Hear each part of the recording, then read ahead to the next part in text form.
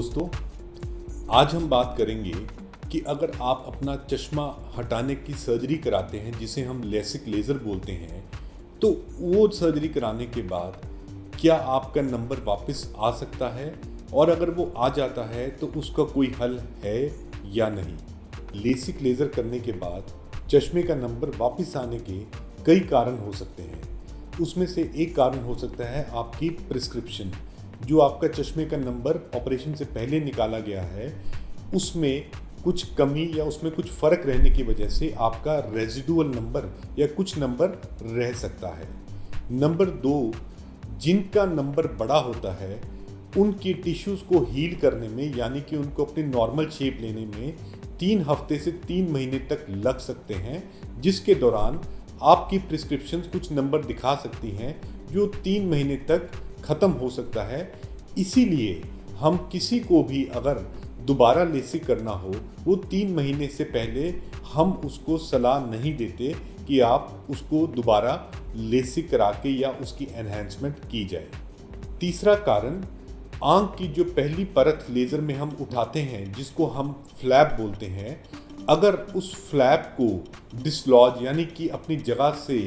हिल जाए, जिसके कारण आँखों का मसलना नींद में या जागते हुए, आँख पे कोई चोट लगना, या फिर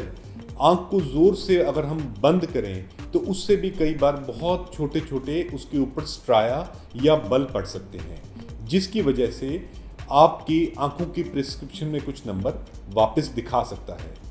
चौथा कारण इसका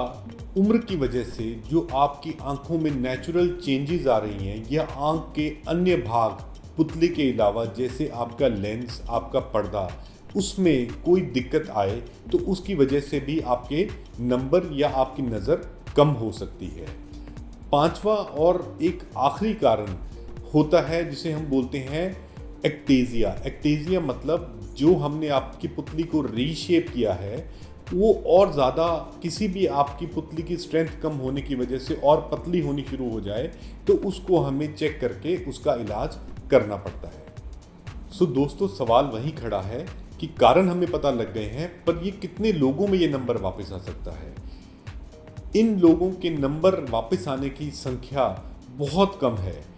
अगर आपके डॉक्टर का चुनाव, आपकी टेक्नोलॉजी का चुनाव, आपके जो ऑपरेशन से पहले जो टेस्ट किए गए हैं वो सही तरीके से किए गए हैं, तो और ऑपरेशन के बाद आपकी जो पोस्ट ऑपरेटिव इंस्ट्रक्शन या जिन चीज़ों का आपको ध्यान रखने के लिए बोला गया है, अगर आप उन चीज़ों को फॉलो करते हैं, उन चीज़ों का पालन करते हैं, तो इसकी संभावना बहुत ही कम रहती है।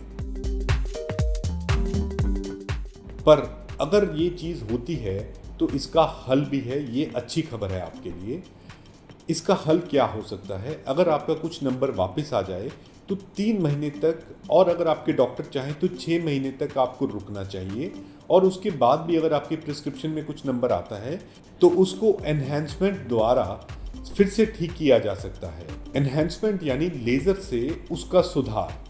तो ये 3 बार तक हम कर सकते हैं डिपेंडिंग अपॉन कि आपकी पुतली की जो रेजिडुअल थिकनेस या कितनी आपकी पुतली की मोटाई बची हुई है, उस पे हम लेज़र करके आपको सेफली एनहांसमेंट कितनी बार कर सकते हैं, ये उस पे निर्भर रहता है। कुछ लोगों में अगर ये एनहांसमेंट नहीं कर सकते तो ये ज़रूरी नहीं है कि आपका नंबर पूरा का पूरा वापस हो जाए।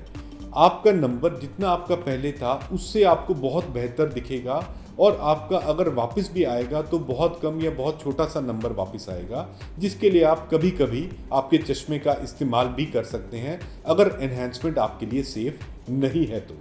सो इसके लिए ज़रूरी ये है कि आप अपना लेसिक ऑपरेशन कराने के बाद भी अगर आप नॉर्मल भी रहते हैं तो साल में एक बार अपने आंखों के विशेषज्ञ जिनसे आपने ऑपरेट कराया है उनसे अपने पर्दे की जांच और अपनी पुतली की कॉर्नियल टोपोग्राफी, ये 2 जांच साल में एक बार कराते रहें, ताकि अर्ली स्टेज पे ही हमें इसके साइंस का पता चल सके और हम उसका वहीं पे इलाज कर सकें। मैं आपको यही कहना चाहूँगा कि लेसिक लेज़र अब दुनिया में पिछले 25 साल से इस्तेमाल की जाने वाली टेक्निक है, जिसके बारे में हमें अब काफ़ी जानकारी हो चुकी है, और जो बहुत छोटी मात्रा में जिन लोगों की ये दिक्कत आ भी सकती है उसका हल भी हमारे पास है। So thumbs up to ledgers, जिसके लिए ये है वो ज़रूर कराएं।